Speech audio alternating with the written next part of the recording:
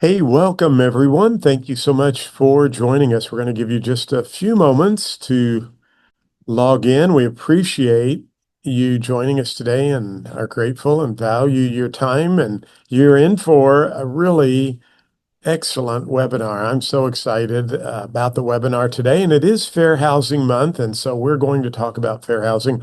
My name's John Mayfield. I'm a real estate broker here in Missouri, and Elizabeth Mendenhall, my partner with Easy Sales Meetings, is here, and she was your 2018 NAR president, and so I'm excited for Elizabeth to help me with Easy Sales Meetings. And then we've invited Alexia Smokler. She is with the NAR Advocacy group, part of that whole team in Washington, D.C., and her specialties in fair housing. She has some really great things to share with us.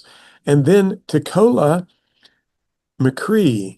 I told both of them they took phonics out of school when I was a kid, and it's like, why would you take it out when I started school? And then they put it back in a little bit later, but I hopefully got your names correct. So, Tikola is the chair of Fair Housing, the Fair Housing Committee for NAR. And so we're so excited to have her with us as well. And then we have Hannah Gregory. She's monitoring the chat. If you have questions, you can put those in the chat. We do want to take your questions. So if you have questions, be sure and put those in the chat. So we're going to get started. And, the first and foremost thing I want you to know is this is not a compliance class, okay? This is a leadership conversation.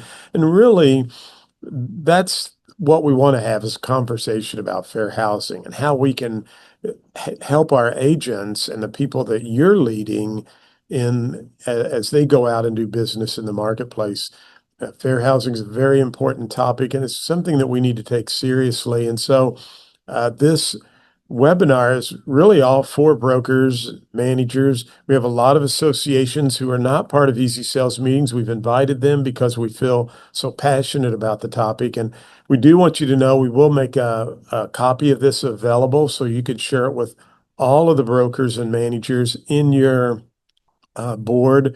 It is more suited for you to communicate this to your brokers and managers, although sales associates could benefit from it as well. But we wanted this to be a broker manager conversation about fair housing. So I am going to actually have Alexia, I'm going to start with you because Alexia, many brokers when we think of the idea of, let's just say a fair housing audit, for example, it can be scary. It can be a little unclear.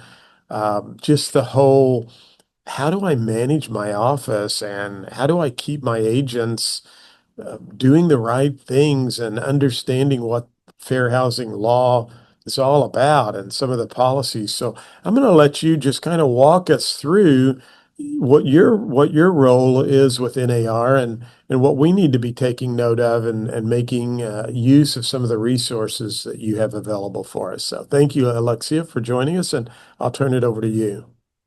Thanks, John. And I also want to thank Elizabeth for inviting me here today. And I want to thank you for your courage and your leadership because, yes, this is kind of a scary topic. But Elizabeth showed the leadership to tackle this. We went around and talked to different brokers about this program when we first thought about launching it. And, there were a few who said, oh, gosh, no. But we were surprised there were actually several who said, yeah, I want to know what's going on here. Like, it's better for me to know if there's a problem. So let's talk about this program and this experience that we had together. A little bit of background on me. Before joining NAR, I worked at HUD's Office of Fair Housing, and I did supervise housing discrimination tests. So I bring that experience to this. I also joined NAR in the aftermath of a testing investigation. So you may recall in 2019, a newspaper in New York conducted a testing investigation. If you haven't seen the hidden camera videos yet, you need to right away. Just Google Long Island Divided. This is really a lesson in what not to do if you want to stay on the right side of the law. So that documentary Long Island Divided got national media attention. There was congressional testimony, and it created reputational harm for us. So it showed us that we needed to do better. Now, fortunately, NAR had just hired Brian Green just 3 weeks earlier. Brian had been the head of fair housing at HUD for many years. And so President Vince Malta invited Brian in and said, give me your full and complete wish list of everything you want NAR to do on fair housing. And Brian did. And the leadership team said, yes, here's a budget. Go do that. So I was brought in, and that's how we began to launch the variety of things you've seen coming out of NAR these last 5-6 years. It all really came out of this testing investigation. And so in Brian's wish list of things that NAR could do to promote fair housing among the membership, and policy is a different story. Tikola is going to talk about that because we're doing a lot about that too. But at the top of Brian's list was self-testing or a fair housing audit. This is really considered the ultimate in holding ourselves accountable, showing that we're serious about raising the bar and then holding ourselves to that standard, not, waiting for somebody else to come in and find a problem. I'm happy to provide a little background on that. So first of all, what is testing? Testing is a controlled methodology. It's used to measure differences in treatment of different consumers based on their identity. It's kind of like secret shopping. Most commonly used is what's called matched pair testing. That means you have a pair, two testers. I'm going to call them one from the majority group and one for the minority group, just as a shortcut. Each tester is assigned an identity, a job, an income, a credit score, a family, a little bit of a backstory. And the key to this methodology, and the reason why courts find it so persuasive, is that these two tester stories they're similar in every respect. We even control what clothes they wear because we really want them to show up and present identically to the agent so that the only difference is the identity. And then we can say, you know what, if there's a difference in treatment, everything else was the same, so it must have been this. Now, I want to point out how testing is done for enforcement or in the wild is a little bit different. And there's a lot of urban legends in the industry about testing. So I just want to explain a little bit how testing works out there in the world before I come back to our project. So there's two types of testing: research and enforcement. So in research testing, someone, a university, a newspaper, the government, is just trying to get a picture of how much discrimination there is in a particular market. So they're not necessarily trying to file a case. They're just trying to get a measure of what does housing discrimination look like in our city. Now, enforcement testing is different. Usually the way enforcement testing happens is that someone has filed a complaint and the regulator decides there's something, we need to look into this further. Then they send in testers to see whether that complaint has merit. Now, I want to say very importantly that a case is never brought on the basis of a single test because we know everybody has a bad day. Maybe you didn't pick up the phone, you had an emergency. So a series of tests is done to establish a pattern. So in a real fair housing enforcement case where testing is used, you would have had to fail multiple times before the case has been brought. So this is not like a gotcha thing. Well, it's really trying to measure if there's an issue here. Another urban legend that I want to, I've heard people say, somebody asked me a really weird question, that must have been a tester. That was so weird. No. Testers are trained to act normal and boring. They want to look just like anybody else, So you're not supposed to know they're a tester. That's the whole point. They're undercover. So they're not going to do anything weird because that would ruin the whole idea. So that's kind of how testing works out there in the world. Now, how does self-testing work? Well, we worked with a third-party fair housing organization that has affiliates all over the country. including in Missouri. And under our program, the broker and this testing organization enter into a written confidentiality agreement where the organization agrees that no legal action will be taken based on the testing results. The organization agrees to do this because their goal here is not to file a case. They want us to continue self-testing and regulating ourselves. If they file a case, that doesn't happen. So the broker then meets with the organization and instructs them, here's what I want you to test my agents on. Here are some issues I've noticed in my market. I want you to take a look under the hood and see if we've got any problems here. And if the broker does property management, they can do a mixture of rental and sales tests. Then once those parameters are set by the broker, the testers get to work. They create those profiles that I mentioned. They train the testers. They've got to, remember their kind of fake identity, although they usually use their real names now because it's too hard to use a fake name now. So they will use their real names often. So the tester will call the agent. I'm going to let you in on our methodology a little bit here, but they call the agent about a specific listing and they inquire and they ask if they can have a tour. And then they also ask, can you recommend any additional properties? Assuming they get the agent on the phone, they take notes as if they're a home seeker who wants to make sure they don't forget anything. Then that documentation is analyzed. And we're looking at, and then we compare the documentation from the majority and the minority tester to see if there was any difference in treatment. And we're looking at both customer service and potential steering. So first, customer service. The threshold question is, did somebody return their call? Now, secret shopper testing, nothing done by NAR, has showed that half of calls to real estate agents don't get returned. So that's a customer service issue and not really part of my remit here. But I think, brokers should take note. Now, if you're only returning certain people's calls and not other people's calls, now you might be getting into a fair housing problem. So that's one thing we look at. Did they get a return call? Then, could they get a tour? Could they get additional listings? Then we're looking at specific things like any discussion of lenders, pre-qualification. If it's a rental, the rent amount.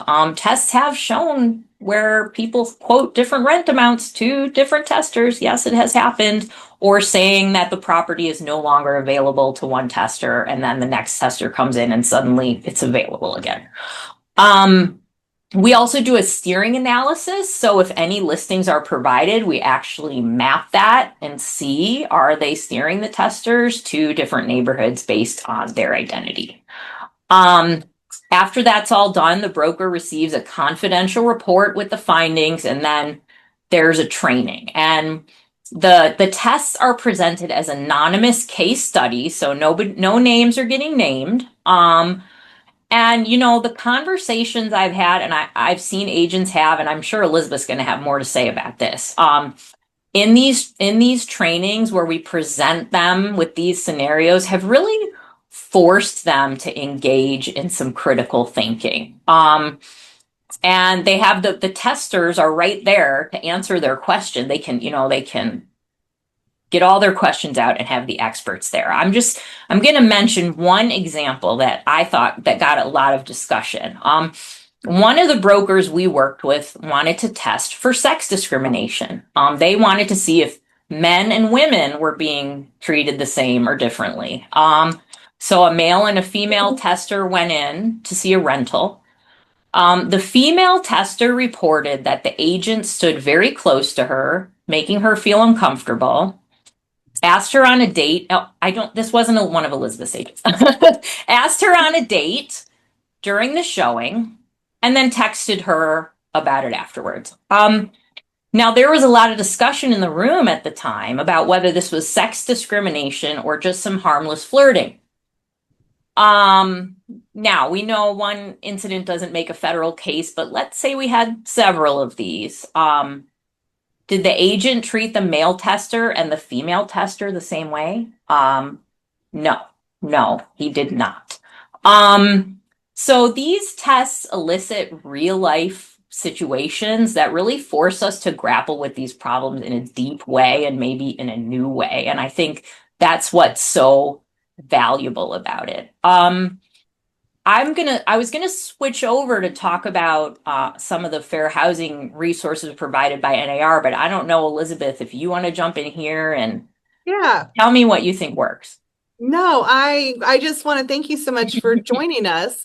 I mean, obviously having you here is like a huge coup. If you've never met any of the staff at the National Association of Realtors, they are above and beyond the best in their field. You know, we have the largest trade association in the country and we have the best staff. And Alexia was just really great. I actually learned about this program because there was another broker in Missouri who was chair of, at the time it was called the Diversity Committee, and she participated in that in Missouri as well. And I thought, let's do this. Let's see. So I have an office in Columbia, Missouri. It is the college town. So the University of Missouri is located there. We also have an office in Jefferson City, Missouri. And so we're really smack dab in the middle of the country. Jefferson City is the capital city. Columbia, again, with all the students and parents calling. And to Lexia's point, I'm like, you know what? Let's be on the proactive side of this. We get a lot of phone calls. To her point, we do feel like, I don't, and maybe it's just us, but we feel like probably a couple times a year, an agent calls us, they have a question. We're like, oh my gosh, that was a tester. It sounded just like a tester. So I feel like other brokers can probably relate to that when an agent calls them like, this seemed weird. And so I thought, you know what? Let's just see how our agents do. So when we started the program, one of the things that we wanted to know about was the fact we get so many calls on rentals, and we get a lot of people who want to rent, and it's obviously a different proposition for the agents to handle someone who's renting versus someone who's buying. We're not in Manhattan, and sometimes there are a lot of college students. So I know we asked for that, and we just kind of said, test on whatever else you think is going to make sense. There were one, I will say, Alexia and her team made the process very safe. And to her point, when we looked over the contract and the contract that we were signing, I felt very safe entering into this, that they were going to take care of me. And that's really relevant because as soon as we had kind of 6 months where we were in the testing, where we didn't hear much of anything other than, hey, it's going good. And we're like, oh my gosh, did they find anything? What's going to happen? And kind of that, just put it in the back of your head. They're going to call you. And so we got the phone call. And when we got it, we got a wonderful report that we went over, and she kind of explained to us. And they didn't test 50 people, but they tested some randomly in both communities. And then we scheduled the meeting with our agents to tell our agents about it. When we told our agents that we had participated in voluntary testing, you might have told them that a nuclear bomb had been dropped off in the backyard. They were paranoid. They were like, oh my gosh, you did what? What if HUD's going to come in? And I'm like, look, no, I feel very comfortable with what we did. And I would hope that reaction is because we do talk a lot about it in our office. We do talk about the extreme ramifications of violating, the fair housing laws. And that's one of our values, that we're not going to do that. And we do talk about it a lot, but I know that everyone knows sometimes, the attempts maybe don't always get where they need to be. So that was really interesting, of explaining to the agents that we had gone through this process. And of course, then it was the phone calls. Was it me? Was it me? Did you hear about me? No, didn't hear about you. Okay, but come to the meeting, let's talk about it. And like many meetings today in a broker's office, we had a good amount come. I didn't have everybody that I wanted to come, but I will say that since that, they trickled in kind of one by one and said, can we talk about it? I just want to make sure I'm doing this. And it has really opened up the conversation of what it means to have a customer experience. And to me, the results for us showed two things that we really needed to work on. One is the customer experience and how that could be misinterpreted, which then leads to, which I kind of feel like is industry jargon for everybody, but your SOP, right? Your standard of practice. And so then from a broker's perspective, have I outlined the expectations of what I feel we need from our agents in regards to fair housing going through the transaction? And am I training and teaching on that? Am I doing my part to make sure that they have what they need? And then are they then executing it on the customer experience? And so we kind of lean in to those, those two pieces. Couple of things, that happened that all of a sudden weren't necessarily top of mind, but all of a sudden here we were, and now looking at it from a different lens, definitely stood out. Definitely stood out of, wow, yes, that could be approached differently. There were 3 protected classes tested in our report, 20 tests conducted total. And for about half of those, they found that there was no significant difference between who they interviewed and who they didn't, which meant for about half of those, they did find a significant difference. And so it kind of led us to learning what they were going to do. One thing that kind of caught me off guard was simply returning the phone call. Did the agent call someone back? And how that could be misinterpreted. And Alexia, I want you to comment on this because I was very naive and probably subject to industry conversations. I'm like, well, if they just called, how is that being tested? Nobody saw anybody. And so can you share with the group kind of what your answer was to this? Because this was a statistic which we know in our hearts of hearts. We know it in our hearts of hearts. But I had never heard it verbalized the way Alexia said it. Yeah, well, one problem we had was when neither tester got a return call. Yeah. Then you don't, there's no test because Mhm. there's nothing to compare. Yeah. The issue is when only one tester gets the return call and the other tester doesn't. But it's a phone call. So Yeah. how do I know? How do you know How am I that? discriminating if it's just a phone call? And you told Well, me statistics on recognizing voice patterns.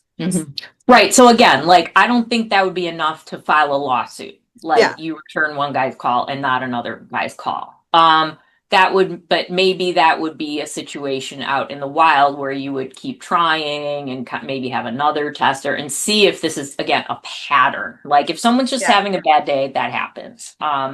But if there's a what's in pattern, my mind is that you told me, and maybe we'll see if I'm making this up and but I think did you tell me that now statistics show that 97% of people can identify someone's race based on the phone call? that I don't remember that specific number, but there is evidence to There's show evidence that now. Yeah. most people can recognize the race of the caller. Just Are accurately within recognized. 5 seconds, they Uh-huh. can identify the race of the caller. Yeah.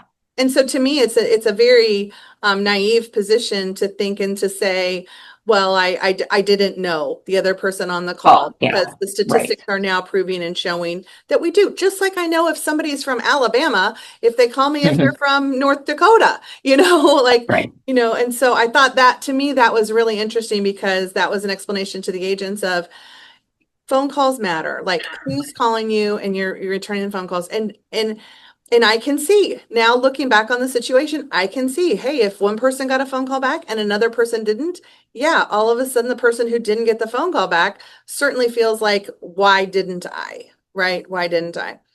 I think the other thing then that came, and you mentioned this earlier, that then started to evolve was then how did the conversation evolve?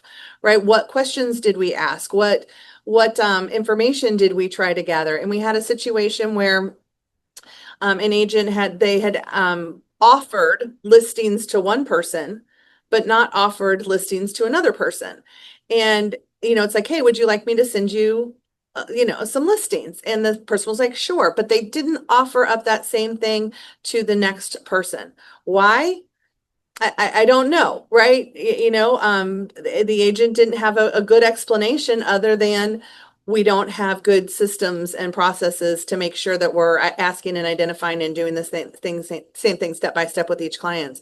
But when I hear that from the other side, it makes perfect sense where again, someone could feel like they weren't getting the same information. What it also triggered was we actually had a situation in our Columbia town where somebody had contacted a real estate agent at another brokerage on Facebook. And that person didn't reply back and continued to not reply back. And they had someone else contact him, and he did. And that really blew, was there, was HUD involved? No, but the court of public opinion was involved, and it blew up on social, and it blew up in the news in Columbia. And I thought, there's a perfect example of that same thing. Are we responding back? Are we treating back the same clients with the same things? So that became an interesting conversation. And then another situation, which I thought, it was kind of, again, okay. One person was told the house was available. I think the house had gone under contract. And so the other person was told the house wasn't available without a good explanation, and so if you've delayed a phone call to someone and then somebody kind of then gets that response, it doesn't feel right again. And so again, are we doing a good job of explaining why we're going through the steps that we're going through and making that happen? So I was really, really grateful to be able to experience this and just then try to work through consistencies in transactions. And that carries through, of course, to the fair housing issues, but then it also carries through to just the general service that I as a broker want my agents to provide to their clients. And then and then it translates to the expectations that someone should have. Yeah. Elizabeth, if I could just jump in here, Yeah.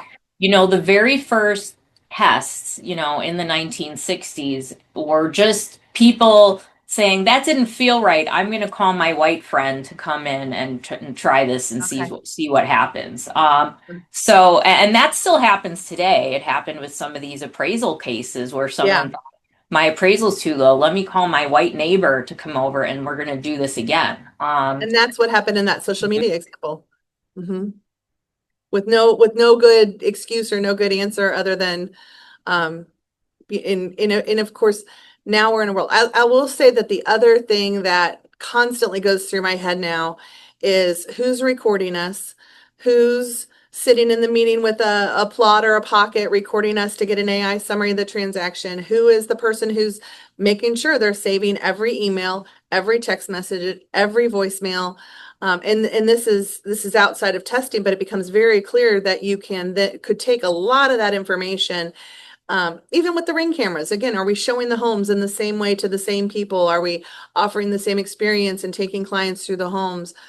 There's no place to hide bad behavior today, and there's no excuse for it. Exactly. And I was just sitting here thinking, even though perhaps some people may say, well, maybe testing's not going on. Now we have this explosion of independent reporters, like what recently happened up in Minnesota, where a young kid just shows up with a iPhone camera and starts recording and posts it online, and next thing you know, 4 million people have watched it. So, well, and you make a great point, because I had an instance where I literally remember standing around, and my stepdaughter was like, record it. And that wasn't the first thought on my mind, but you see instances, and all of a sudden it's like, boom, and here come out the iPhones, and I would expect someone to have that reaction if one of my agents was in a situation where they were acting inappropriate. I would expect that in today's environment. I don't think it's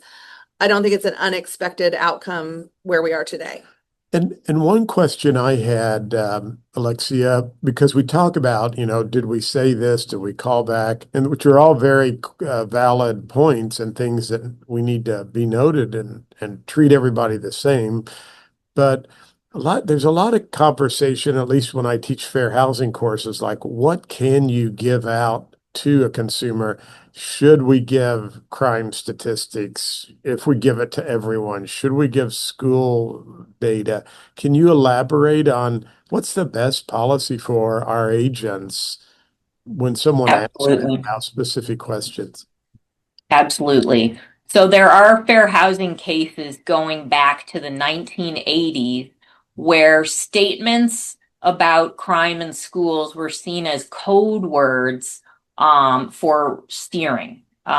So that's why we have guidance about this, because if we're not careful, and we say the wrong thing, we could be held liable. But I want to be really, really clear because there's been some confusion about this. You are allowed to talk about crime in schools, okay? We know clients want to know about it. We know agents want to share the information. The guidance is just to refer to objective third-party information.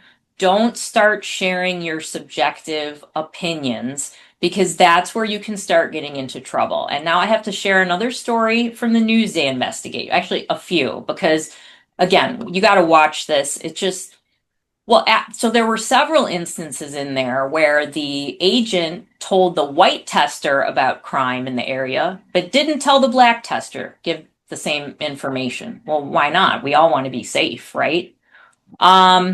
And then there were tons of agents making characterizations about schools. And again, it's okay to talk about schools, but we want to use objective information. So there was this heartbreaking story about this, majority Black and Hispanic school where they had a 97% graduation rate, that kids were Rhodes Scholars, they were receiving awards of excellence. But a couple of real estate agents told their clients, oh no, you don't want those schools. So they were making an assumption based on who was at the school, and they weren't giving their clients accurate information. So the emphasis here is accurate information, not hearsay or opinion. Well, and you're back to your point of and giving out the same information consistently. Yeah, and That that's too. We have had so one of the things, and I kind of, it's like, what do you talk about at the Thanksgiving table? I am so proud of the fact that we are part of an industry that supports and continues to advocate for fair housing, right? Based on the need of what we have. And that is, to me, it's ingrained in us as realtors. It's part of what it means to be a realtor, and in fact, if somebody wants to have that conversation of realtor versus licensee, I'm like, no, the code of ethics, yes, it expects more of you, and never going to apologize for that, and if you think there's another pathway to that, are you trying to relieve yourself from the right responsibility, that in itself.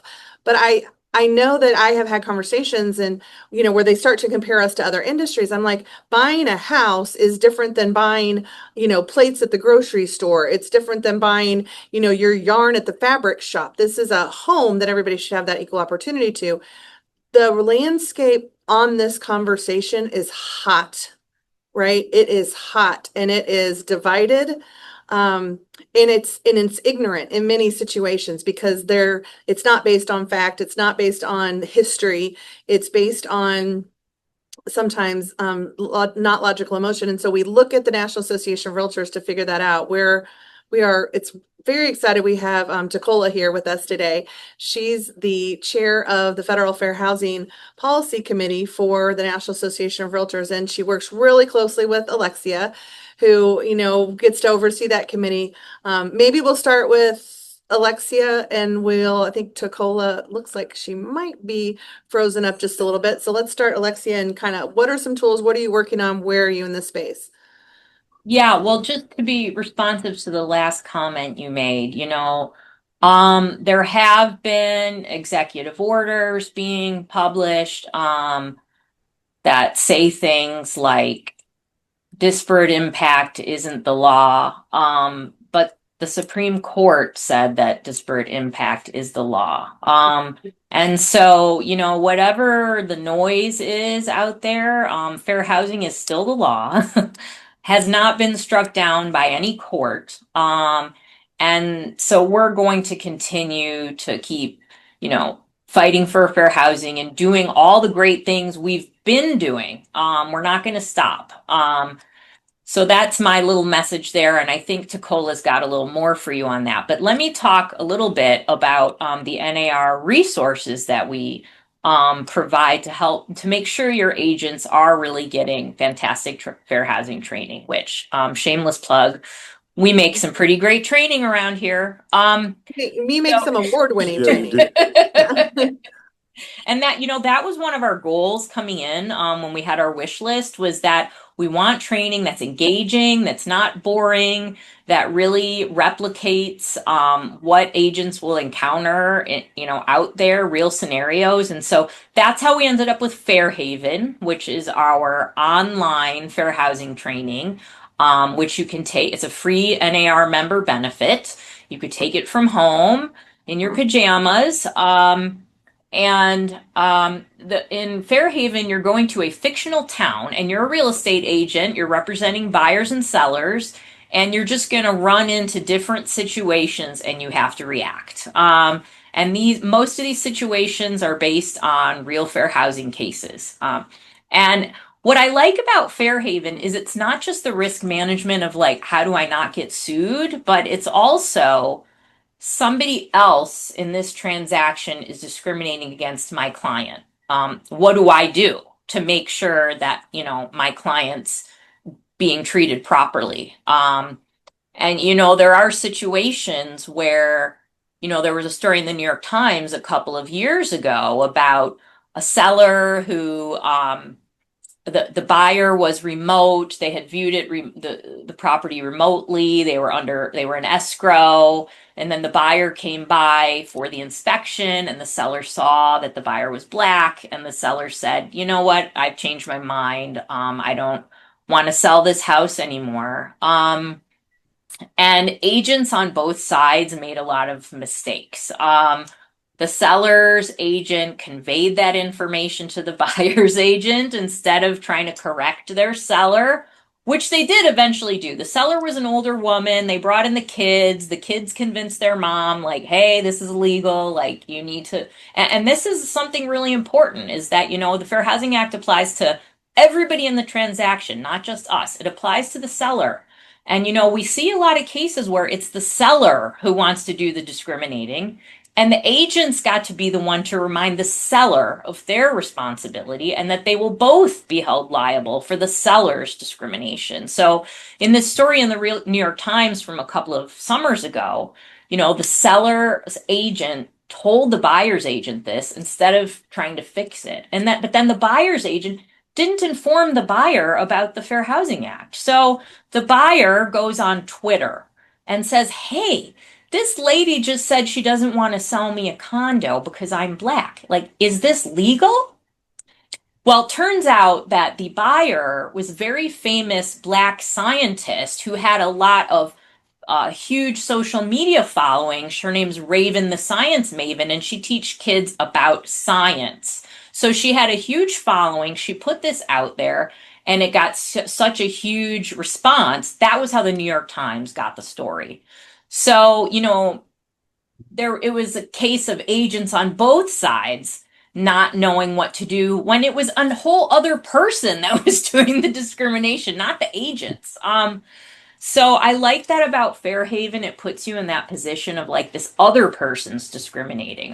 How do you manage this? Because it's complicated.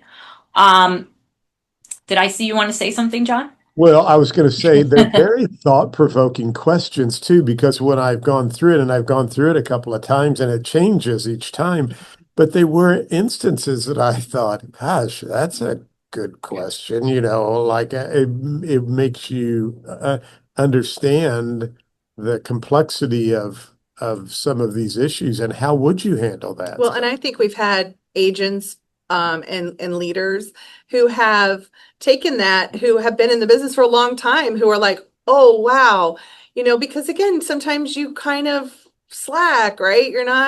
You're used to your way of doing things. And it's just been a great eye opener for so many people. Awesome. Yeah, we're very proud. It gets almost 5-star reviews. So, someone told me we should be selling it on Amazon, but free member benefit.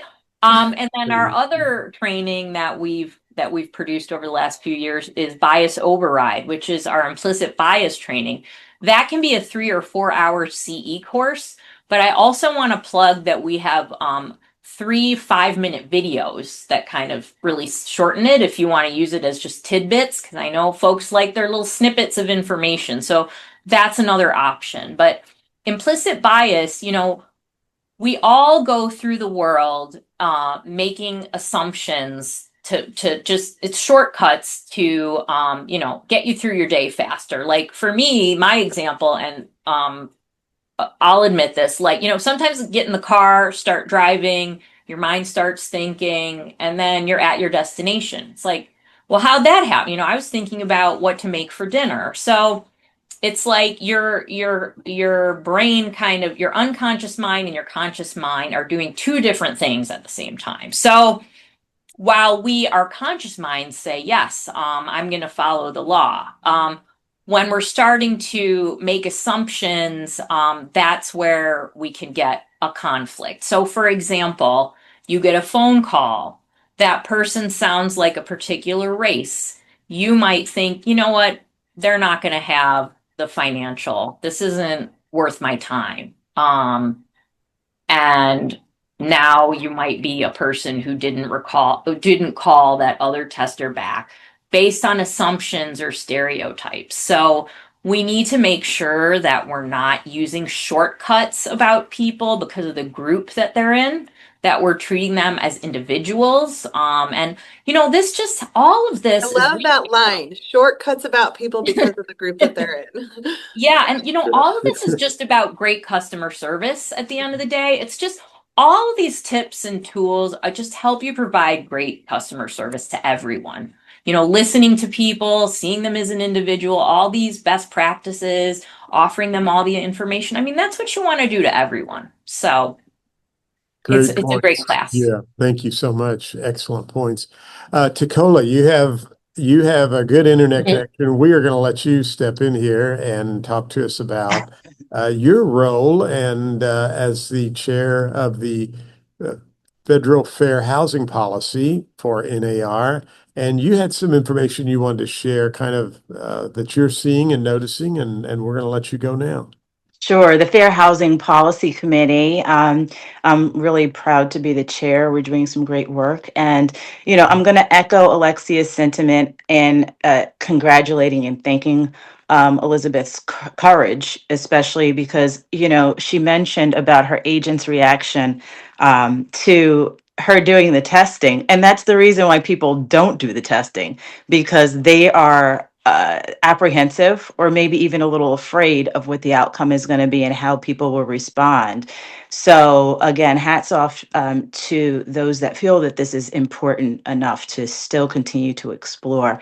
And thank you for having us. So, I'm going to just kind of go over at a very high level. And please feel free to stop me on, policy direction and what some future expectations are. Um, so as we know, we've seen, right now that it does take a lot of courage where we are to continue to advocate for fair housing. And as we're doing this, we want to make sure that we understand that when people of good do come together, we can tackle a lot of these issues head on. We all talk about coalitions and, having overlapping practices and beliefs. And when you really believe in an idea, then coming together as good, it always prevails. So we want to make sure that we continue to do that. And you also asked me to kind of go into the where do we go from here. And for right now, to be really honest and the facts, I feel like I always talk about people with dirty lenses. So I'm just going to clean that lens so you don't talk about me. Great. So if we go into the where do we go from here? Um, it's unclear, and that's just really the honest picture for anyone that does look at the websites, does go onto the HUD websites. You will see that it does look different than maybe it looked before. You'll see that some things are there that weren't there before. You may also notice that there have been some severe cuts to fair housing staff. The Civil Rights Department, the Department of Justice, they lost most of their people. So of course, when you're lean on staff, then you're lean on being able to take care of the issues. So the one thing that we really want to drive home and make clear is that HUD and the DOJ typically don't do testing. So for anyone out there who says, "Let me take it to the top," they're not the ones that are going to be doing that. Generally, it would be a state and local organizations that do those types of testings that get HUD funding or get those grants. So we just want to be clear on how that is executed, how that's done.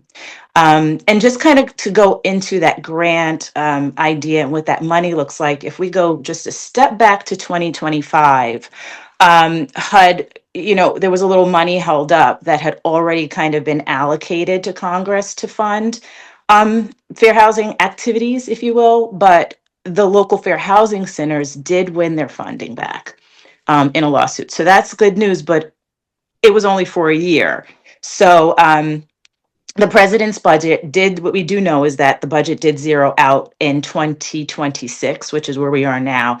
But the good thing is that we just talked about how wonderful NAR is. And, when people say, what's in it for me? What do I get from NAR? And what is the, the value? Well, NAR and its staff and members worked feverishly to have it included, and it was restored in the appropriations bill that Congress passed a few months ago. So Great. I always say, every win, every victory is significant. So I thank our staff at NAR for driving that home. So what we do know is that the money is there. We just don't know when and how it will be spent. On a much, much brighter note, the Fair Housing Policy Committee at NAR, we are doing some really wonderful work. We just happened to meet with 4 leaders of local housing, local fair housing centers who do this kind of testing across the nation. What's great is that they're still doing the work. What is a little bleak is the positions they're in when it comes to the funding, as I just spoke about, but they are continuing to press on. So in all honesty, we're not really sure what the future looks like of testing, but regardless of what the federal government, we say, is doing, in some states, it's the state and local agencies that are conducting those activities. And so we always say, if you want to know what those state and local agencies, who they are, what they are, you can always get in contact with NAR staff. You can always call your state leaders and see who those entities are. So if you do need those agencies, you're able to access them. And the other thing we want to remember is that Newsday investigation was not conducted by the government. That was journalism. We just talked about, all of the journalists and the different types of ways things are getting their views. It was picked up because of journalism. So many of us are out there in the community every day, and people do see what we do. They see what we do, and that saying, "Do the right thing even when no one is watching."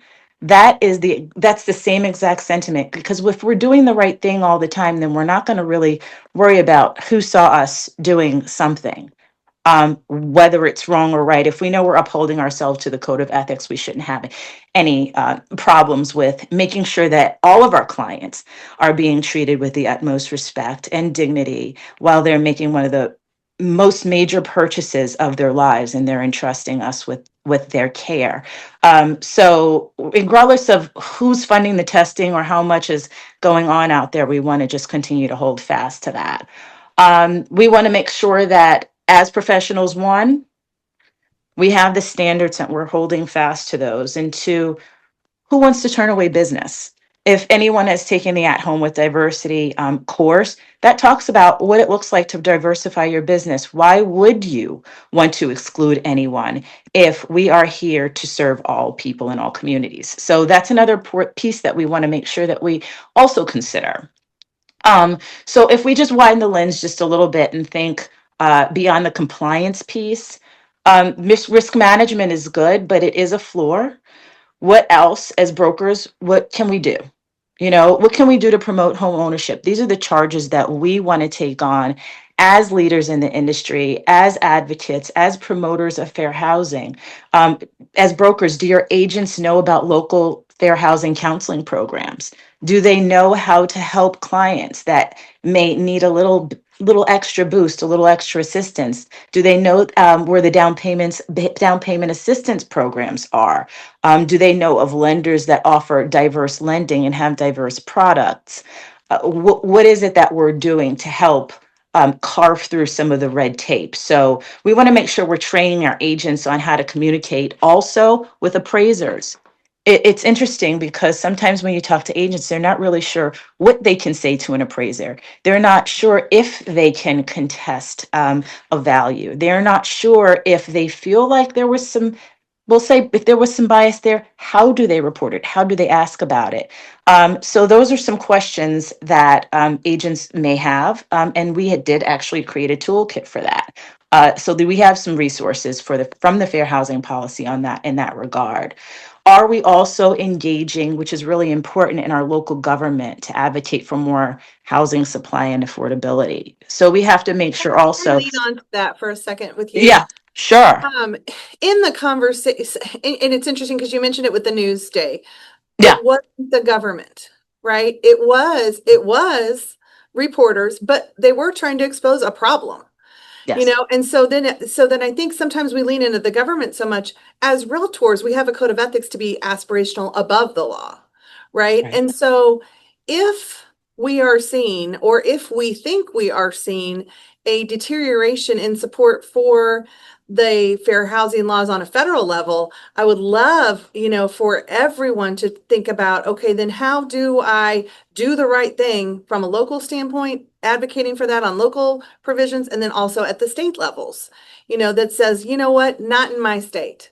You know what, you want to see a home in Missouri, we will show it to you. Show me, right? Show me one. Yeah. Great. Absolutely. And I think it's really important that, as you said, Elizabeth, earlier, your stepdaughter's first instinct was to record.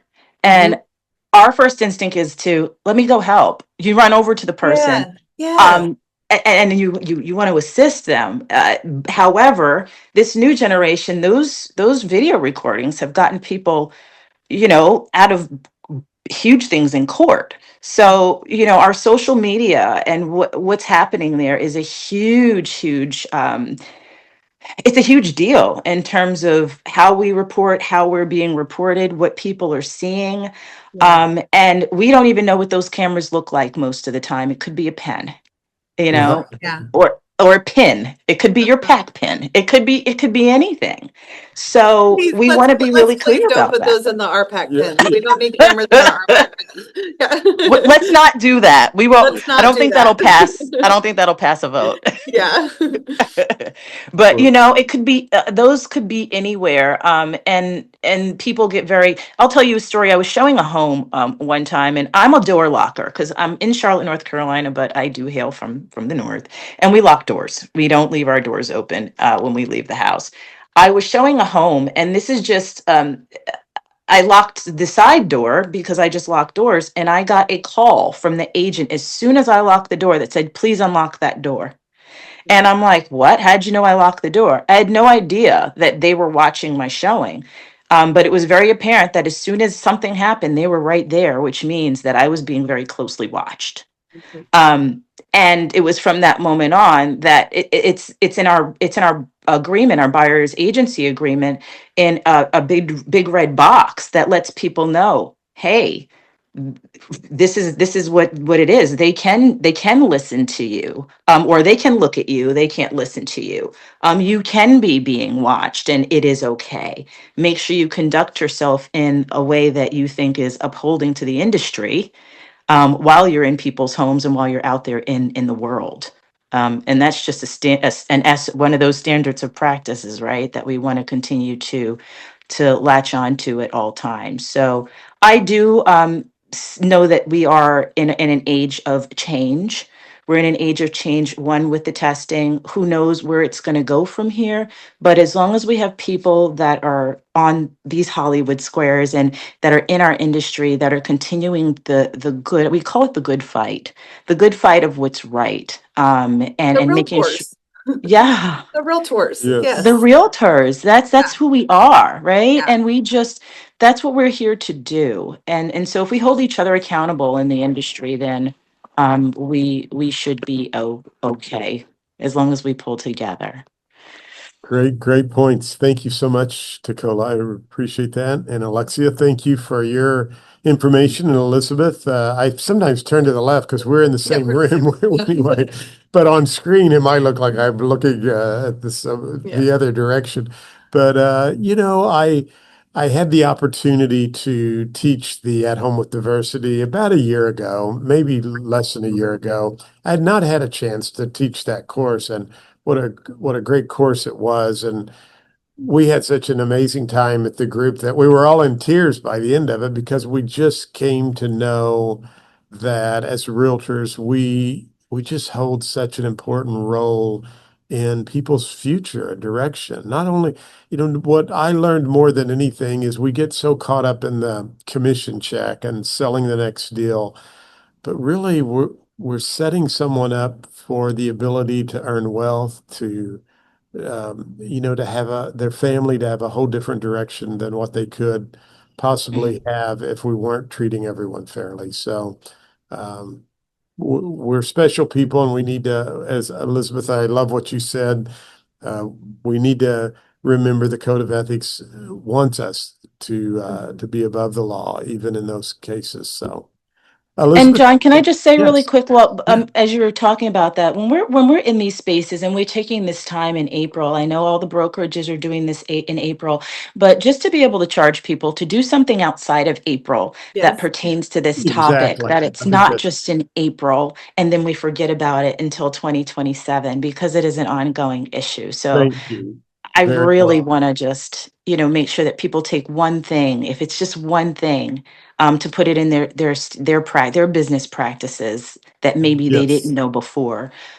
Even if it's sit with somebody that you would never ever go and sit next to at a meeting, go and learn about them and learn about what some of the issues are and see how you can be a better practitioner. Excellent advice. Thank you so much. That's great. Elizabeth, anything you want to add? I did not see any questions. I'm hoping the comments are on. We were thinking maybe they were restricted. If you want to type something in the chat, if you have Or a question, reach or out to rate, any of us yeah, anytime. We are easy to find on Facebook. John and I know, are there. Tikola's there. Alexia, she works for the National Association of Realtors. I mean, it's a resource for us. John, thank you for inviting me into your space on, easy sales meetings and really this imperative of sharing more information. I think what I loved about John Maxwell made a comment during COVID, and he said we became more accessible. And I loved that concept. And I think, we've lost a little bit of that without, but this brokerage community, we need to continue to remain accessible to each other. Alexia, for all you do every day on this issue, um, it's a country who's dedicated to the American dream, right? That it is so important on that. And Tikola, you're a volunteer helping and educating yourself and with so much passion on this.